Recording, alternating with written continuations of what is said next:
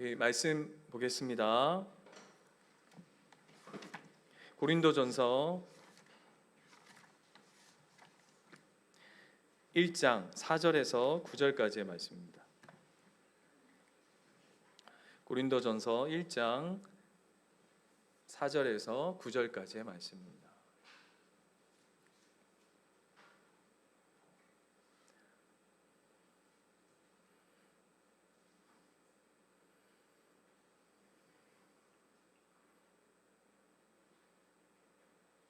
다 찾으셨죠? 한 절씩 교독하겠습니다. 신약성경 고린도전서 1장 4절에서 9절 제가 먼저 읽겠습니다.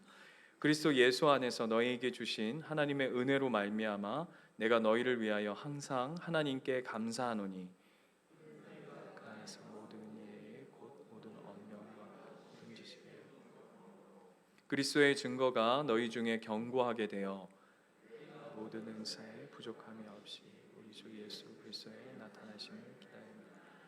주께서 너희를 우리 주 예수 그리스도의 날에 책망할 것이 없는 자로 끝까지 견고하게 하시리라. 너희를 불러 그의 아들 예수 그리스도 우리 주와 더불어 교제하게 하시는 이는 하나님은 미쁘시도다. 아멘. 우리 9절 말씀 한 번만 더 읽어볼까요? 같이 읽겠습니다. 시작. 너희를 불러 그의 아들 예수 그리스도 우리 주와 더불어 교제하게 하시는 하나님은 미쁘시도다. 아멘.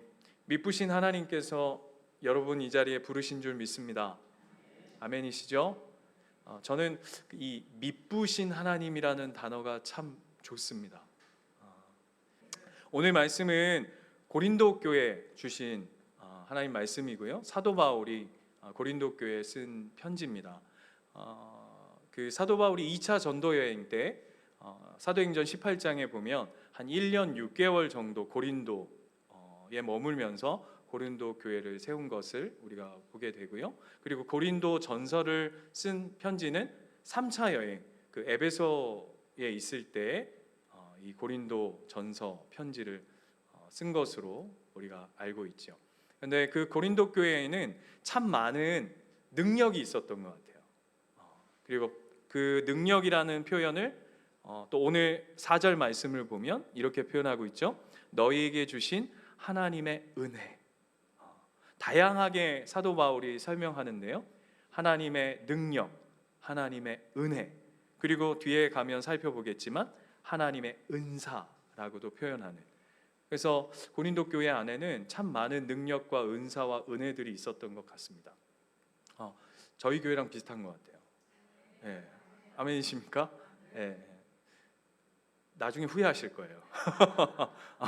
지금 아멘한 분들 이게 괜히 했다 이렇게 생각하실 수 있는데, 제가 벌써 이제 우리 개척해서 달려온 지 한 2년 3년 이제 돼가는데, 개척해서 어느 정도 자리를 잡았을 때 수많은 목사님들이 저한테 하셨던 얘기가 그런 얘기였어요. 전 목사는 뭐가 이렇게 복이 많냐? 어떻게 저렇게 귀한 일꾼들이 이렇게 적재적소에 이렇게 쫙 필요한 분들이 이렇게 딱딱 이렇게 하나님께서 어떻게 저렇게 연결해 주시냐. 물론 깊은 내막은 모르기 때문에 깊은 내막은 모르지만 아무튼 다 하나님께서 이렇게 적재적소에 귀한 능력 있는 또 하나님의 사람들을 이렇게 함께 사역할 수 있게끔 이렇게 붙여주시냐 하는 이야기들을 참 많이 들었는데요. 고린도 교회를 보면 참 비슷하다라는 생각들을 하게 되어져요. 그런데 교회가 은혜가 많다, 교회가 능력 있다, 교회에 은사 많은 분들이 많다 라는 건 그냥 우리 교회 좋아 라고 하는 차원으로 하나님께서 우리에게 은혜와 능력과 은사를 주신 게 아닐 겁니다. 그러면 우리가 이게 고린도 교회에 주신 말씀, 그리고 우리 교회의 어떤 형편들 속에서 이러한 질문을 당연히 던져봐야 할 것이에요. 왜 하나님은 우리 교회를, 왜 하나님은 고린도 교회에 능력 있게 하셨을까? 왜 많은 은혜를 주셨을까? 왜 많은 은사들을 주셨을까? 무엇을 위해서? 그게 중요하지 않습니까? 그렇죠? 양산 땅에 하나님이 우리를 하나님의 사람으로 교회로 예수님 교회로 부르셨고 고린도 교회로 부르셨다면, 거기에다 능력도 주셨고 은혜도 주시고 은사도 주셨다면, 수많은 달란트를 맡겨 주셨다면, 아, 우리 교회는 좋은 교회야, 우리 교회는 은혜로운 교회야 라고 하는 건 세상 사람들도 할 수 있어요. 그죠? 교회에 하나님이 그거 자랑하라고 우리에게 은사와 은혜와 능력을 주시지 않았을 거란 말이에요. 그러면 왜? 무엇을 위해서 우리 가운데 하나님이 능력도 주시고 은혜도 주시고 은사도 주셨을까라는 것을 우리가 고민해 볼 필요가 있을 것 같아요. 오늘 5절 말씀을 보면 고린도 교회는 탁월한 능력이 있었던 것 같아요. 5절 말씀 한번 볼까요? 여기에 보면 이렇게 되어 있어요. 이는 너희가 그 안에서 모든 일, 곧 모든 언변과 모든 지식에 풍족하답니다. 사도 바울이요 3번이나 강조했어요. 모든 일에, 모든 언변, 모든 지식이래요. 쉽게 말하면 어떤 거죠? 말 엄청 잘하는 거죠. 말 엄청 잘해요. 그 다음에 똑똑해. 막 그냥 똑소리가 그냥 사도 바울이 볼 때에 기가 막히게 말을 잘한대요. 여러분 보세요. 사도 바울이 어떤 사람이었죠? 말을 잘 못했어. 그죠? 뭐는 아주 훌륭했죠? 지식 말고 글 쓰는 건 탁월했는데 말은 잘 못했다 이렇게 얘기해요. 그 사람 앞에 뭐라고 얘기하냐면 모든 언변이 탁월하고 모든 지식이 탁월했다고 얘기해요. 여기서 한번 얘기하고 넘어가는 게 아니라 1장 22절 한번 가볼까요? 1장 22절 가면 이렇게 돼 있어요. 유대인은 표적을 구하고 헬라인들은 지혜를 찾으나 라고 얘기해요. 이 이야기는 계속 반복해서 고린도 안에 이야기가 들어요. 그런데 특별히 고린도 교회 성도들은 유대인의 퍼센트보다는 대부분이 이방인이었어요. 그렇다면 그들이 지혜를 구한다는 건 뭐냐 하면 이 지식적인 측면, 이 암. 그래서 예를 들면 유대인들은 표적을 구하고 어떤 경험적이고 체험적인 것이 유대인들에게는 중요했다면 이 헬라인들에게는, 이 쉽게 말하면 고린도 교회 성도들에게는 이 머리가 채워져야 몸이 움직이는 스타일. 이해되시죠? 그런 사람들이라는 것을 가득 설명하고 있는 게 고린도예요. 아까 제가 우리 교회가 고린도 교회랑 비슷하다 그랬는데 굉장히 거리가 멀어졌죠. 굉장히 거리감 느껴지죠. 고린도 교회하고 이게 싹 멀어졌는데 그 정도뿐만이 아니에요. 2장 3절 가보세요. 2장 3절. 그 고린도 교회를 사도 바울이 뭐라고 평하냐면 이렇게 얘기해요. 내가 너희 가운데 거할 때에 약하고 두려워하고 심히 떨었다라고 얘기해요. 포스, 이게 지금 고린도 교회가 가지고 있는 포스라고요. 이해되십니까? 이 지식을 향한 어떤 그 고린도 교회가 가지고 있는 그 갈망들, 능력도 있고 은사도 있고 달란트도 있고, 그 중에서도 이 지식에 대한 알에 대한 그 열망, 그게 어마어마했던 교회인 거예요. 그래서 사도 바울조차도 오늘 뭐라고 얘기하는 거냐면 쫄았다 이 얘기예요. 이거를 사도행전 18장 가면, 사도행전 18장으로 한번 앞으로 좀 넘어가 볼까요? 18장 9절에 가면 사도 바울이 고린도 교회에서 있었던 그때의 이야기를 서술하는 내용이 나와요. 거기에 보면 이렇게 돼 있죠. 뭐라고 돼 있죠? 밤에 주께서 환상 가운데 바울에게 말씀하시되, 이게 어디냐면 고린도에 있을 때예요. 뭐라고 얘기하냐면 두려워하지 말며 침묵하지 말고 말하라. 그러니까 지금 여러분 사도 바울이 어느 정도로 눌려 있는지 아시겠죠? 이 도시와 이 기운이 주는, 이 교회가 주는 그 포스에 꽉 눌려 있는 거예요. 그런데 하나님이 꿈속에 환상 중에 나타나셔서 뭐라고 얘기하냐면 쫄지 마, 괜찮아, 말해. 네 진리, 하나님께서 너에게 주신 진리의 말씀을 선포해 라고 해야 할 정도로 이 고린도가 가지고 있는 포스가 강력했다는 것을 오늘 성경은 이야기해주고 있는 거예요. 오늘 이 사도 바울조차도 어쩌면 이게 이 고린도 교회가 주는 이 분위기 속에서 만만치 않은 거죠. 그런데 그런 교회에서 능력, 그 다음에 성공, 이런 것들을 쫙 밀어가는 어떤 교회, 고린도 교회의 한 모습 속에서 이런 것들을 강조하고 집중하는 교회의 문제점이 뭐냐면, 어떤 능력 위주, 성공을 이야기하는 교회들의 문제점이 뭐냐면 바로 뒤이어서 나와요. 오늘 본문으로 가볼까요? 11절 가보세요. 이게 이제 고린도 교회가 나타나는 문제점이에요. 수많은 능력, 수많은 은혜, 수많은 어떤 은사, 이런 것들이 많은 교회지만 그런 것들이 크다 보니까 반대로 어떤 문제들이 생겨나냐면 11절 보시면 이렇게 되어 있어요. 내 형제들아, 글로에의 지편으로 너희에 대한 말을 내가 들으니 곧 너희가 가운데 분쟁이 있다 한다. 분쟁. 그러면서 뭐라 그러냐면, 내가 이것을 말하거니와 너희가 각각 이르되 나는 바울에게서, 나는 아볼로에게서. 쉽게 말하면 뭐하죠? 나는 바울파다. 우리 교회를 누가 세웠냐? 바울이 아닌 바울 원조 찾기 시작하는 거죠. 그랬더니 뭐라 그러냐면, 아유, 그 바울이 뭐가 중요하냐? 그 사도 중에서는 이 게바 베드로가 이 제대로 이 수제자 아니냐? 우리는 게바파다. 이렇게 또 하고, 또요, 뭐가 나오기 시작하죠? 다 필요 없어. 다 필요 없어. 뭐 바울이 뭐 어쨌고 뭐 이게 있어. 예수파가 중요한 거지. 예수파. 우리식으로 해볼까요? 예수인 교회의 핵심 뭐야? 예수파. 우리는 예수파다. 이렇게 해가지고 분파가 나뉘어지기 시작하는 거예요. 이해되십니까? 어떤 교회예요? 능력이 많고 은혜가 많고 실력이 대단한 교회 안에 그것에 집중해가자 어떤 일이 벌어지냐 하면 시기와 분쟁과 나눔과 다툼과 이 분란들이 일어나는 거예요. 나는 무슨 파야? 나는 무슨 파야? 이렇게 얘기하는 거죠. 은혜가 없는 교회에서 이루어지는 일들이 아니라고요.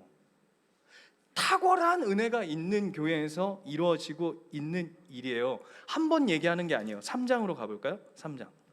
3장에 가면 더 정확하게 얘기해요. 너희는 아직도 육신에 속한 자로다. 너희 가운데 뭐가 있다고요? 시기와 분쟁이 있으니 어찌 육신에 속하여 사람을 따라 행함이 아니리요. 어떤 이는 말하되 나는 바울에게라 하고 다른 이는 나는 아볼로에게라 하니 너희가 육의 사람이 아니리요 라고 오늘 바울이 다시금 꼬집고 있어요.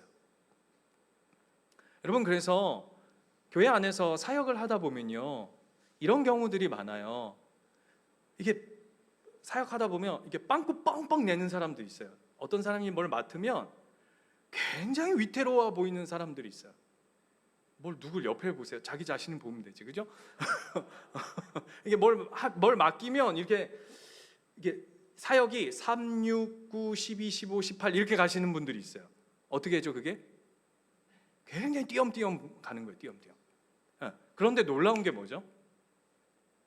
사역을 맞춰보면 그렇게 좀 모자르고 빵꾸 뻥뻥 내는 사람들이요, 사역에 은혜가 있어요. 여러분 한번 잘 보세요. 잘 보세요. 이게 부족한 부분들 안에서 서로 채워가기 위해서, 그래, 내가 저 사람 좀 도와야 되겠다. 나 저 사람과 함께 해야 되겠다. 그래, 내가 여기에 좀 같이 함께 해야지. 나도 해야지. 이렇게 하는 게 아주 아름다운 조화를 이루어요. 그런데 교회 안에 사역을 해보면 진짜 아까 얘기처럼 그냥 똑소리 나고 진짜 막 하나도 빈틈이 없고 그냥 완벽하게 그냥 딱딱딱 하는 사람 보면 어때요? 일은 완벽하게 끝나요. 그 행사는 아주 그럴싸하게 끝나요. 근데 끝나고 나면 어떻죠? 은혜가 없어요. 이게 왜 위험할까요? 네? 그렇다고 제가 여러분한테 빵꾸 내라고 얘기하는 게 아니에요. 제 이야기가 이해되시죠? 오늘 사도 바울이 하고 싶은 이야기를 잘 들여다보세요. 그래서 다시 본문으로 돌아가 보겠습니다. 본문으로 돌아가면 이렇게 얘기해요. 5절 이는 너희가 그 안에서 모든 일, 모든 언변, 모든 지식의 풍족함으로, 그 다음 6절이 어떻게 이어지냐면 그리스도의 증거가 너희 중에 견고하게 되길 원한다 라고 되어 있어요. 그리스도의 증거가 뭘까요? 2장 1절에서 5절이 그게 무엇인지 설명해요. 2장 1절로 넘어가면 이렇게 돼 있어요. 형제들아, 내가 너희에게 나아가 하나님의 증거를 전할 때에 말과 지혜의 아름다운 것으로 아니하였다라고 얘기해요. 똑같죠? 내가 하나님을 증거하고 하나님의 증거를 드러남에 있어서 지식과 지혜의 말로 하지 않았대요. 그러면서 하는 얘기가 내가 너희 중에서 예수 그리스도와 십자가에 못 박히신 것 외에는 아무것도 알지 아니하기로 작정하였음이라 라고 얘기해요. 그리고는 그 다음에 얘기한 게 그럼에도 불구하고 나도 떨렸고 나도 두려웠고 심히 불안했다. 그런데 내 말과 내 전도함이 설득력 있는 지혜의 말로 하지 아니하고 다만 성령의 나타나심과 능력으로 하여 너희 믿음이, 여기가 너무 중요해요, 사람의 지혜에 있지 아니하고 다만 하나님의 능력에 있게 하려 하였노라 라고 얘기하는 거예요. 바꿔서 얘기하면 이걸 한마디로 요약하면 뭐냐 하면 우리가 사역을 세상의 지식, 어떤 세상의 지혜, 어떤 진짜 막 똑똑 부러지는 것처럼 어떤 알무로 막 내 능력, 달란트, 은사, 힘 이런 것들로 교회가 치중하지 말아야 하는 이유가 뭐냐 하면 그렇게 하면 뭐만 남냐 하면 사람만 남고 그리스도는 없어져 버린다는 거예요. 근데 오늘 사도 바울은 뭐라고 얘기하냐면 조금 부족해도, 조금 연약해도 하나님이 남는 사역을 해야 된다. 넌 두렵고 넌 떨릴 수 있어. 그러나 네가 했다는 것으로 결론 나는 사역들이 아니라 그건 세상 사람들이 얼마든지 할 수 있어. 90점 100점 맞는 인생들이 그게 세상 앞에 나와서 내가 이렇게 공부해서 이런 결론을 내요, 내가 이만큼 벌어서 땀 흘리고 수고해서 이러한 열매들을 거두었어요 라는 건 세상 사람들도 얼마든지 할 수 있어. 그러나 교회에, 하나님이 기뻐하시는 교회의 핵심과 사역은 너를 드러내는 삶이 아니라, 사역이 아니라 그리스도가 남는 사역. 그래서 23절로 가볼까요? 1장 23절 이걸 이렇게 요약해요. 우리는 십자가에 못 박힌 그리스도를 전하니. 네가 할 수 있는 이야기는 성령을 의지하여 예수 그리스도의 십자가만을 전하라는 거예요. 그랬더니 유대인에게는 꺼리끼는 거래요.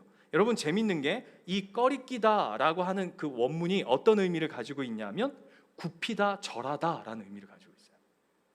이게 무슨 얘기예요? 유대인들은 이게 자존심 상하는 일이라는 거예요. 뭐가? 십자가가.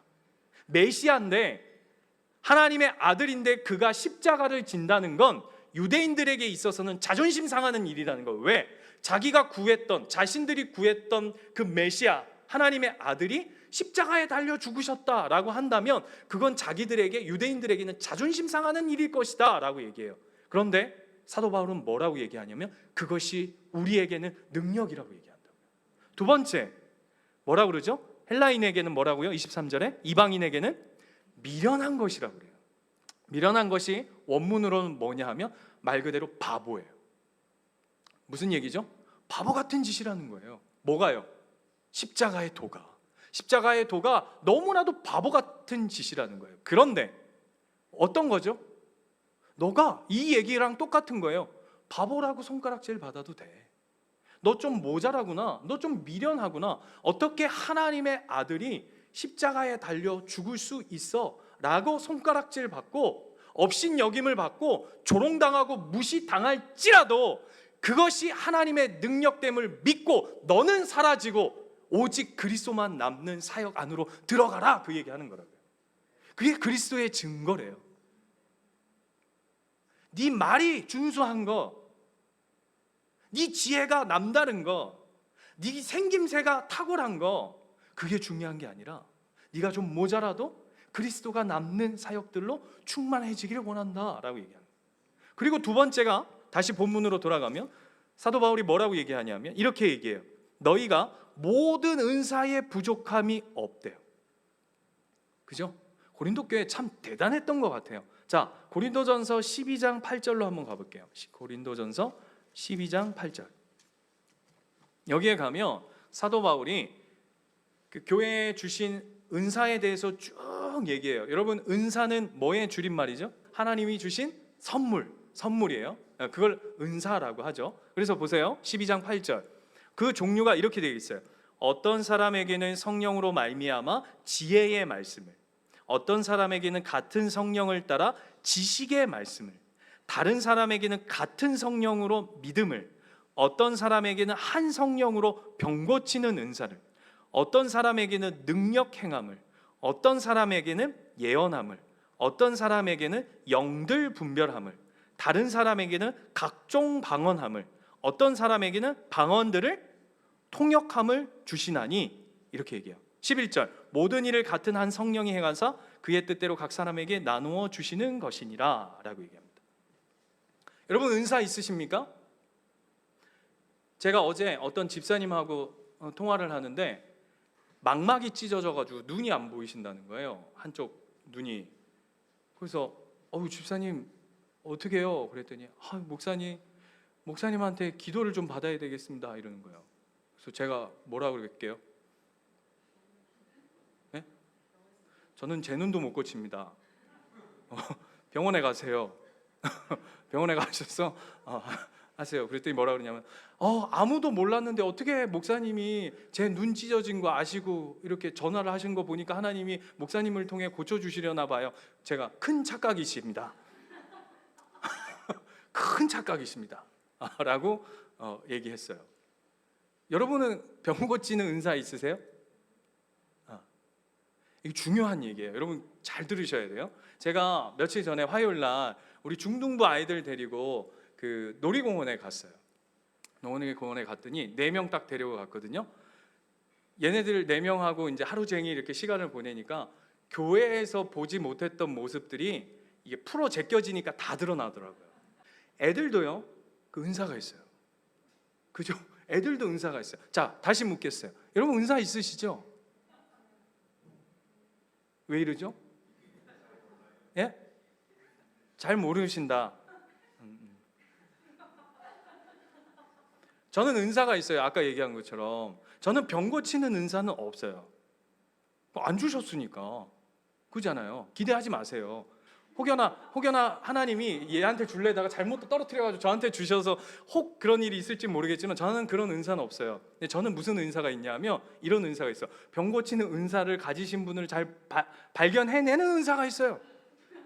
이해되십니까? 예를 들면 이해되죠? 저는 병 고치는 은사는 없는데 그 병 걸려서 어려워하는 사람들과 같이 울어주는 은사가 있어요.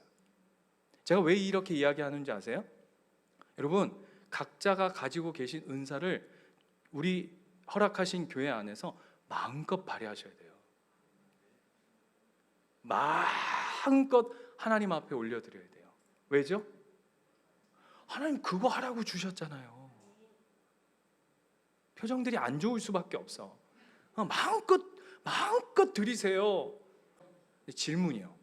근데 왜 마음껏 은사를 발휘하라 그러면 우리가 주춤주춤하죠? 아까 우리 순섭 집사님, 정 집사님 얘기하신 것처럼 내 은사가 뭔지 모르는 분들. 두 번째, 이런 얘기예요. 난 은사가 없어요. 은사 없는 분. 여기 지금 손 들면 분위기 안 좋아질 것 같으니까 지금 손 안 드시는데 은사 없는 분 손 들어보세요. 은사. 난 은사 없다. 제가 끝나고 교무실로 오세요. 은사가 없을 수 없어요. 은사 없다는 건 거짓말이에요. 왜요? 왜 거짓말이죠? 써 있어요, 성경에.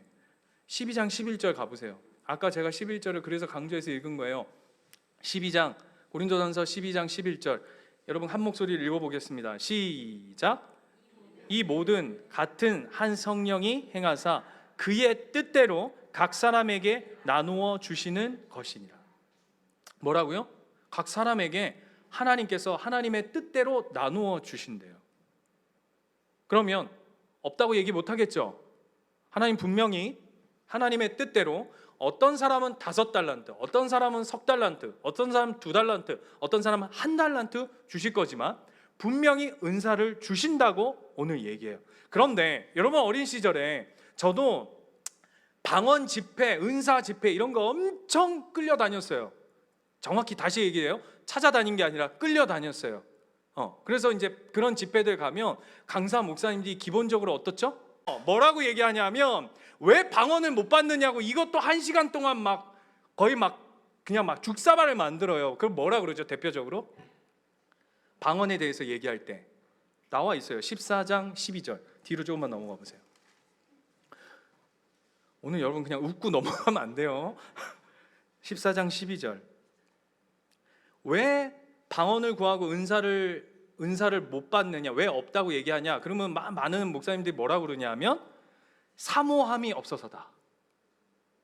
진짜 그 방언을 사모하고 기대하고 소망하며 하나님 주신다. 사모함이 없다. 니네가 집 달라는 그 사모한 마음으로 방언을 기대하면 하나님이 안 주시고 베기겠나 이러면서 오늘부터 금식해라 막 이러면서 막 하죠. 그래서 금식 일주일 동안 막 해가지고 하고 막 죽을 것 같아서 방언하고. 이거 전혀 이게 안 먹히네. 우리 교회 분들이 전혀 경험이 없어. 그러면서 또 두 번째, 사모함이 없다. 두 번째는 뭐죠? 구하지 않아서 못 받는 거다 이렇게 얘기한다고요. 이게 레파토리예요. 은사를 얘기하는 것에 있어서. 이게 맞습니까? 예? 맞아요? 맞아요. 맞죠? 이 말이 사모함으로 구해. 근데 자, 내가 봤을 때 난 너무 사모해. 나 미치겠어. 왜? 내 옆에 있는 애는 이거는 교회 다닌 지 이제 한 2주 3주 됐는데 블라블라블라블라블라 코카콜라, 게토레이, 포카리 스웨트 막 방언하는데 나는 20년 교회 다녔는데 방언을 못해. 그러니까 사모함이 자연스럽게 생기지 않겠어요? 그러니까 막 사모함으로 얼마나 구했겠어. 그런데 그렇게 구했음에도 안 주시는 분들이 있잖아요. 방언 못 하시는 분이 있죠. 왜 안 주시죠? 그러면 아까 똑같이 돌아가는 거예요. 여러분은 사모함이 없고 제대로 구하지 않았기 때문이다. 이렇게 돌아가는 거예요. 아니에요. 야고보 사도가 그에 대해서 정확히 얘기해요. 자, 4장 3절. 야고보서 뒤로 좀 가셔야 돼요. 히브리 야고보. 여러분 오늘 너무 중요한 얘기예요.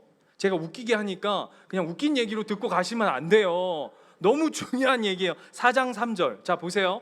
야고보 사도가 뭐라고 얘기하는지 같이 읽겠습니다. 시작. 구하여도 받지 못함은 정욕으로 쓰려고 잘못 구하기 때문이라 라고 얘기한다고요. 여러분 바꿔서 이걸 설명해 볼게요. 여러분이 왜 은사가 없다고 얘기하죠? 아까 분명히 얘기했어요. 성경은 각 사람에게 하나님의 뜻대로 주셨다고. 그런데 내가 볼 때는 나는 은사를 못 받은 것 같아. 하나님 나에게는 선물을 안 주신 것 같아. 왜요? 그 은사를, 하나님이 주신 은사를 하나님 편에서 주신 선물로 그것을 바라보는 게 아니라 내 욕심, 세상의 관점으로, 그것이 어떤 능력, 아까 얘기한 것처럼 병고침, 화끈하게 오는 거, 방언보다 더 능력이 있는 거, 그건 뭐예요? 통변. 유명한 얘기 있죠? 그 바포 목사님이 첫 사역지를 갔는데 막 기도 인도를 하는데, 권사님들 모아놓고 기도 인도를 하는데 예배 기도가 끝나고 어떤 권사님이 찾아오셔서 아이고 전도사님은 신학생이 어떻게 방언도 못합니까? 그렇게 얘기를 하시더래요. 그래서 아유 권사님, 제가 아직은 신앙이 무조건 하나님 저한테 은사를 안 주셨나 봅니다. 그랬더니 이렇게 얘기하더래요. 기도하세요. 느낌 아시죠? 기도하세요. 느낌 알죠? 그러더래요. 그래서 예. 근데 그 다음 주 됐는데 또 얘기하고, 그 다음 주 됐는데 또 얘기하고, 그 다음 주 또 스트레스가, 기도 인도하러 가는 게 스트레스가 아니라 그 권사님 기도 막 인도하다가 그 권사님 들어오는 거 딱 보면 주여 주시옵소서 막 이랬나, 방언 달라고 막 사모함과 구함이 얼마나 커졌겠어요. 그래서 그래도 안 주시길래 어떻게 했냐면 주기도문을 헬라어로 외웠대요. 주기도문을 헬라어로. 그래가지고 기도하는데 헬라어로 주기도문을 못해요. 저는 막 한 거예요. 그랬더니 권사님이 오시더니 이야 우리 전사님 드디어 방언 받으셨네 그러더래요. 속으로 웃기고 있다. 그게 체일도 목사잖아요. 그 얘기 못 들으셨어요? 왜? 그게 뭐냐 하면 내가 은사, 하나님이 나에게 주신 선물을 우리는 하나님의 뜻대로 주셨다고 얘기하는데, 성경은 어떻게 해야지 은사라고 생각하냐 하면 내 뜻과 맞아야 되는 거예요.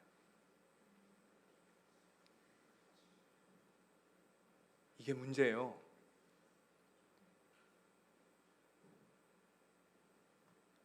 하나님의 은사를 안 주신 게 아니에요. 우리는 선물을 받아도 내 뜻대로 받고 싶어요. 자랑하고 싶어서, 드러내고 싶어서, 인정받고 싶어서, 나타내고 싶어서 선물도 조작하고 싶어요. 그런데 오늘 성경은 뭐라고 얘기하죠? 네? 오늘 은사를 얘기함에 있어서 계속 반복해서 이야기하는 게 뭐냐면 12장으로 한번 돌아가 볼까요? 12장 한번 가보세요. 4절부터 이렇게 되어 있어요. 은사는 여러 가지나 성령은 같고, 직분은 여러 가지나 주는 같으며, 또 사역은 여러 가지나 모든 것을 모든 사람 가운데 이루시는 하나님은 같으며. 지금 어디에 방점이 찍혀 있죠? 은사에 있지 않아요. 그 은사를 주신 이가 누구시냐고 묻고 있는 거예요. 여러분, 주신 이가 하나님이시면 그분이 10원을 주셔도 우리에게는 엄청난 감사거리고, 그분이 1억을 맡기면 그것이 두려워야 할 일이라고요. 1억 받은 자가 10원 받은 자한테 야, 이 10원짜리 인생아, 할 수 없다고요. 왜? 네가 잘나서 준 게 아니야. 그냥 하나님의 뜻대로 준 거예요. 하나님의 뜻이 이룰 수 있죠. 쟤는 10원 받고도 하나님 앞에 충성되이 살아갈 수 있는 자야. 쟤는 1억을 주지 않으면 교회도 안 온다. 그래서 오늘 성경이 뭐라 그러죠? 이렇게 얘기해요. 12장 7절 가보세요. 각 사람에게 성령을 나타내심은 뭐하게 하기 위함이다? 유익하게. 뭘 유익하게 하는 거죠? 이 재밌어요. 이 단어가 유익하게 한다라고 하는 단어가 너무 재밌는데요. 이 뜻이 뭐냐면 심프헤로라고 하는 원어의 단어가 심프헤로예요. 제가 제대로 써왔는지 모르겠는데 그 뜻이 뭐냐면 함께 모으다예요. 함께 모으다.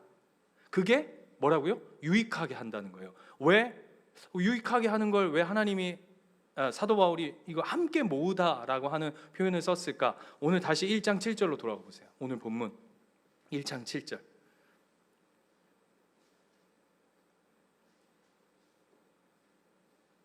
(1장 7절) 가면 이렇게 되어 있어요. 너희가 모든 은사에 부족함이 없이 우리 주 예수 그리스도의 나타내심을 기다립니다. 여러분, 하나님이 우리에게 은사 주신 이유가 뭐라고요? 네? 언제까지? 이 은사는 유통기한이 있어요. 언제까지예요? 예수님께서 오실 때까지예요. 바꿔서 얘기할까요? 무슨 얘기냐면 우리는 자꾸 은사를 이 땅에서 하나님 온전하게 살게 해달라고 은사를 달라 그래요. 하나님, 이 땅에서 나 뭔가 좀 대단한 거 이루게 해달라고 하나님 나에게 은혜도 주시고 은사도 주시고 능력도 달라 해요. 그런데 하나님이 우리에게 선물을 주시는 이유가 뭐냐 하면 너의 이 땅에서는 넌 완전할 수 없어. 넌 온전한 나라는 저 나라에 있어. 그 영원한 하나님의 나라가 오는 그 날까지 너희는 서로 격려하고 응원하고 힘을 북돋아주고, 그래서 최고의 은사가 뭔지 아세요? 이거예요. 미안해, 고마워, 사랑해, 이거 하는 거예요. 왜? 그 나라 갈 때까지 서로 이 땅에서 너무 힘들고 버텨야 되고 그 온전한 나라를 소망하며 기다려요. 오늘 본문이 그 얘기 하잖아요. 그 예수 그리스도가 나타나실 때까지 기다리기 위해서 하나님이 임시로 우리에게 주신 것이 하나님의 선물이라고요. 그러니까 그거 가지고 비교하고 자랑하고 뭐 서로 시기하고 질투하고 네 능력이 크니 내 능력이 크니 네가 잘났니 내가 못났니 넌 교회에서 무슨 일을 하니 나는 뭐 안 하니 이런 걸로 할 게 아니라 그걸 주신 이유가 뭐라고요? 유익함이라고요. 왜? 함께 모여서 힘내라 하라고. 제가 힘들어하면 같이 울어주고 제가 좋은 일 있으면 박수 쳐주고 그거 하라고 하는 거예요. 그거 하라고. 심부해로 응원해줘, 격려해줘. 그래서 최고의 은사가 뭐라고요? 미안해 하는 거예요. 아까 얘기했잖아요. 굽혀. 자존심 내려놔. 뭐 하는 거예요? 사랑해 하는 거예요. 그래서 여러분, 진짜 사랑하는 사람은 어떤 사람이 되죠? 바보가 되더라고요. 바보가. 그거 하라고 하시는 거예요. 그거 하라고. 여러분, 그래서 오늘 본문식으로 하자면 최고의 은사가 뭘까요? 자, 다시 읽어볼게요. 모든 은사의 부족함이 없이 우리 주 예수 그리스도의 나타내심을 기다림이라 라고 할 때 그 이 본문만 본다면 우리에게 주시는 하나님의 주시는 최고의 선물은 뭘까요? 요 국어식으로 해석하자면 인내예요. 인내. 그래서 잘 참고 견디는 거 엄청난 은사예요. 그래서 여러분 대단하신 거예요. 예수님께 담임 목사 야 설교를 1시간 20분 하더라. 참잖아. 버티잖아요. 그리고 또 물론 조시면서 하시는 분이 있어요. 엄청난 은사예요. 제가 농담처럼 얘기하는 건데 우리가 은사에 대한 기준조차도 내 중심이 아니라 하나님의 뜻대로 안에 있다라는 것으로 채워서 나를 유익하는 게 아니라 예수 그리스도가 오늘 그날까지 서로를 격려하고 응원하고 복돋고 사랑하고 섬기고 헌신하면서 기다림에 힘을 갖는 것, 그게 교회가 가지는 최고의 은사라고 얘기하는 거라고요. 그거 하자 하시는 거예요. 언제까지요? 그게 8절이에요. 오늘 본문에 주께서 너희를 우리 주 예수 그리스도의 날에 책망할 것이 없는 자로 끝까지 견고하게 하시리라. 이때까지, 이 자리까지. 그래서 여러분, 요셉 아시죠? 요셉의 은사가 뭐죠? 요셉의 처음의 은사가 꿈이었잖아요. 하나님이 주셨던 게. 그런데 그가 실력이 없는 꿈꾸는 자가 되자 어떤 자로 갔냐면 그저 고자질하고 그 꿈꾼 거를 그냥 이렇게 이게 뭐죠? 이렇게 자랑하는 자리로 갔어요. 그랬던 그가 감옥에서 숱한 어려움과 고난의 시간, 훈련의 시간들을 그 과정들을 겪어서 나중에 단순히 꿈꾸는 자가 아니라 그 꿈꿈을 해석하는 자로 가죠. 그죠? 지 꿈꾼 것도 아니고 다른 사람이 꿈을 해석, 해몽까지 하는 자리로 가요. 그런데 보세요. 꿈꿨던 자기가 꿈을 가졌을 그 힘과 능력을 가졌을 때에는 많은 사람을 죽이는 사람이었다면 그가 하나님 앞에 훈련받고 단련받자 꿈을 해몽하는 자리에 가서, 그죠? 어떤 사람으로 서죠? 사람을 세우고 나라를 세우고 이스라엘을 세워가는 자로 쓰임받는 거예요. 그게 은사래요.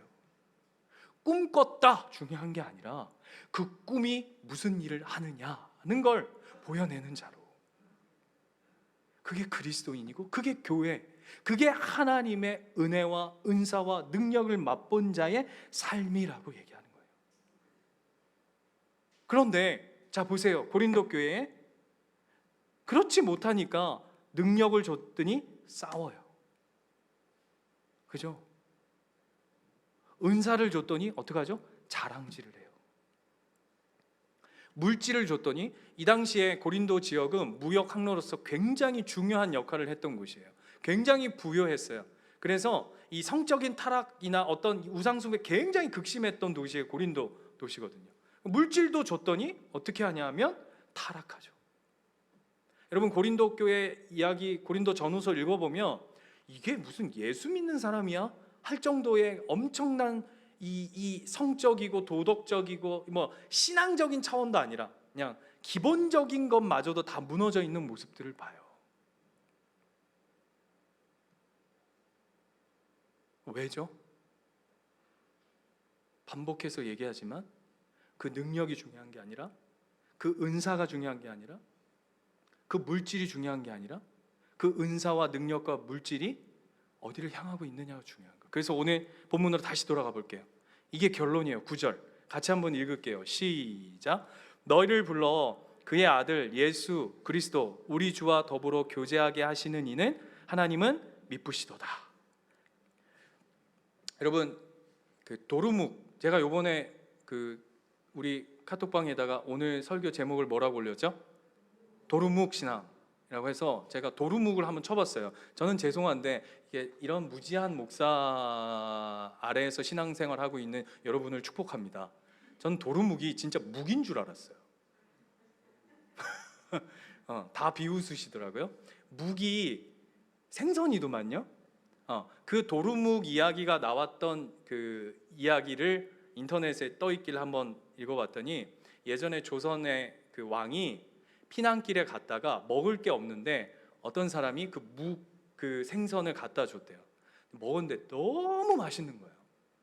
그래가지고는 이제 피난이 맞춰지고 왕궁으로 복귀를 해서 내가 그때 피난길에 먹었던 그 묵이라고 하는 애가 있는데 그 너무 맛있으니까 걔 이름 묵이 뭐냐, 그 이름을 은어라고 해라, 은어라고 해라, 이렇게 했대요. 그리고는 자, 그 은어를 다시 한번 가져와 봐라 해가지고 왕궁에서 막 맛있게 요리해가지고 그 은어를 딱 바쳤더니 임금이 그걸 딱 먹더니 이 뭐야? 그 맛이 아니네? 그러면서 했던 얘기가 도루묵이라고 해라. 그래서 생긴 게 도루묵이래요. 여러분 알아주세요? 그게 도루묵이랍니다. 알겠죠? 네. 근데 제가 왜 이 이야기를 하냐면요, 오늘 9절이 그 얘기하는 거예요. 9절이 그 얘기하는 거예요. 네가 고린도 교회 안에 수많은 능력, 은사, 그 다음에 은혜, 수많은 것들이 있어도 9절로 연결되지 않으면 9절 집중. 여기 보세요. 전화기는 진동이 오게 돼 있어요. 신경 쓰지 마세요. 자, 다시요. 교회 안에 그것이 능력, 은사, 은혜, 제 아무리 있다 할지라도 그것이 9절로 연결되지 않으면, 그것이 예수 그리스도와 교제하는 일로 연결되지 않으면 뭐라고 얘기하는 거냐면 도루묵이라는 거예요. 니까짓 거 아무리 잘나봤자 그것이 네 신앙에 예수 그리스도와 합해지지 않으면, 예수 그리스도와 묶여있지 않으면 네 아무리 설교 잘해도, 네 아무리 기도 잘해도 꽝이다, 꽝! 그 얘기하는 거예요. 꽝이다, 꽝. 그 얘기하는 거예요. 그 얘기. 그래서 여러분, 우리 교회, 예수인 교회는 능력을 달라, 은사를 달라, 은혜를 달라 기도하셔야 됩니다. 기도하셔야 돼요. 우리 목사에게 은혜를 주세요. 하나님, 우리 목사에게 은사를 주세요. 우리 목사에게 하나님 능력을 주세요. 기도해 주세요. 여러분의 가정과 여러분의 교회와 여러분의 심령이 은사와 은혜와 능력이 있기를 축원합니다. 그런데 그 능력과 은혜와 은사가 예수 그리스도와 교제되어지지 않으면 말짱 꽝이래요. 말짱 도루묵이래요. 그래서 그걸 위해서 더 기도하셔야 돼요. 제가 최근에 은혜가 클라 그러는지 제 마음이 문제죠. 제 마음이 흔들리는 여러 사건들이 있었어요. 그래서 뭐가 문제일까? 이렇게 하다가 뭐 하겠어요, 제가? 예? 제가 이게 뭐가 문제냐? 그러면서 교회 와가지고 목닥 두드리겠습니까? 제가 피아노를 치겠습니까? 뭐 하겠어요? 그냥 기도하는 거죠. 근데 기도도 아니고, 하나님, 이게 뭐가 문제입니까? 제가 뭘 놓치고 있습니까? 그랬더니 하나님이 하나님 이럴 때는 아주 정확하게 급하고 빠르게 응답하세요. 얘야, 너 2년 동안 3년 동안 지나온 시간들을 한번 되짚어봐라. 잘했지? 네가 결정하고, 네가 판단하고, 네가 행동하고, 네 안에서 합리적으로 아주 그럴싸하게 아주 잘 결정 내렸지? 하나님 그건 네 교회지, 내 교회는 아니다.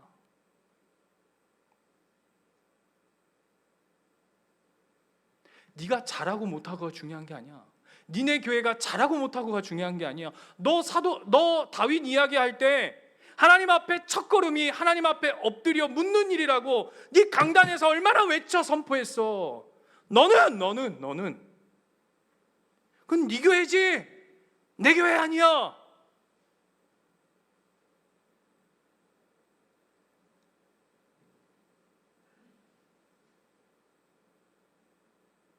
전 축원합니다.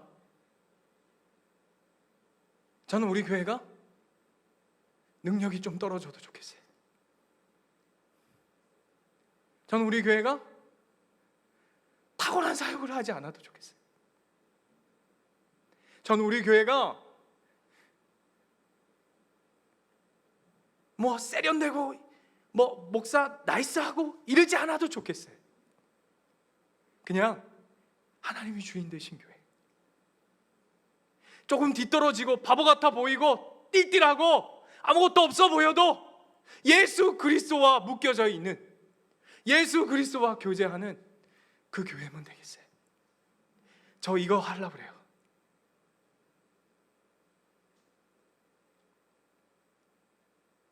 그래서 아침에 교회 출근하면 그동안 뭐부터 돌아가냐면 오늘 뭐 해야 될까? 한 주 뭐 해야 될까부터 돌렸는데 요즘 궁뎅이 붙이면 기도부터 하려고 해요. 뭐 대단한 기도하는 거 아니에요. 주님이 저의 주인 되게 하여 주십시오. 우리 교회의 주인 되게 하여 주십시오. 말로만 말고 그거 하자고요. 그거면 족한 교회.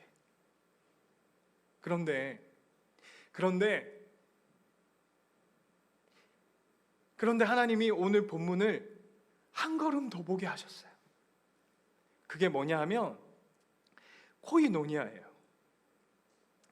코이노니아가 어떤 뜻이냐? 그냥 연합하다, 그동안 이렇게만, 그러니까 교제하다 이런 단어로만 살폈는데 오늘 본문을 계속 묵상하다 보니까 이 교제함이 어떤 의미로 더 사용되어질까라고 찾아봤더니 이 코이노니아가 두 단어가 합성어예요. 두 단어의 합성어인데 하나가 뭐냐 하면 불결한이에요. 불결한과 한 단어가 뭐냐면 함께해요. 이게 코이노니아예요. 예수님이 우리와 코이노니아 한다는 건 우리가 정결하고 우리가 실력 있고 우리가 대단해서 우리를 코이노니아 하시는 게 아니더라고요. 우리가 불결하고 더러운데, 우리가 너무 형편없는데 그분이 우리를 불러, 오늘 본문이 얘기하시잖아요. 너희를 불러 그의 아들 예수 그리스도 우리 주와 더불어 교제하게 하시느니. 그분이 누구시냐면 바로 미쁘신 하나님이시래요. 그래서 그 하나님, 그 미쁘신 하나님이 우리를 예수와 묶으셔요. 이게 왜 놀라운 일이냐 하면 이게 고린도 교회에 쓰여진 편지라는 것이 놀라운 거예요. 고린도 교회가 어떤 교회예요? 말도 안 되게 형편없이 무너져 있는 교회 아니에요. 어떻게 이런 교회가 있을 수 있어? 라고 혀를 끄끌 찰 수 있는 교회 아니에요? 그런 교회에 하나님 뭐라고 얘기하시냐면 이렇게 얘기하시는 거예요. 네 아무리 잘나도 너 하나로 교회 하나가 서는 것이 아니야. 네 아무리 못나도 네 못남으로 미쁘신 하나님이 너희를 불러 세우신 그 교회는 영원토록 무너지지 않아. 그게 저와 여러분이라고 오늘 하나님 말씀해 주시는 거예요. 그 미쁘신 하나님이 여러분의 가정, 여러분의 자녀, 여러분의 남편, 여러분의 아내, 여러분의 교회, 여러분의 자리, 여러분의 힘, 능력, 은사, 달란트, 그 모든 것을 미쁘시게 인도해 가실 줄 믿습니다. 그런 교회가 됩시다. 그런 교회로 신앙생활 합시다. 그게 고린도 교회래요. 그 그게 우리 예수님 교회예요. 그래서 오늘 사도 바울이 4절에 어떻게 시작하죠? 이렇게 시작해요. 같이 읽겠습니다. 시작. 그리스도 예수 안에서 너희에게 주신 하나님의 은혜로 말미암아 내가 너희를 위하여 항상 하나님께 감사한다. 뭘 감사하는 거죠? 그리스도 예수 안에서 너희에게 주신 하나님의 은혜, 그 미쁘신 하나님으로 말미암아 감사한다.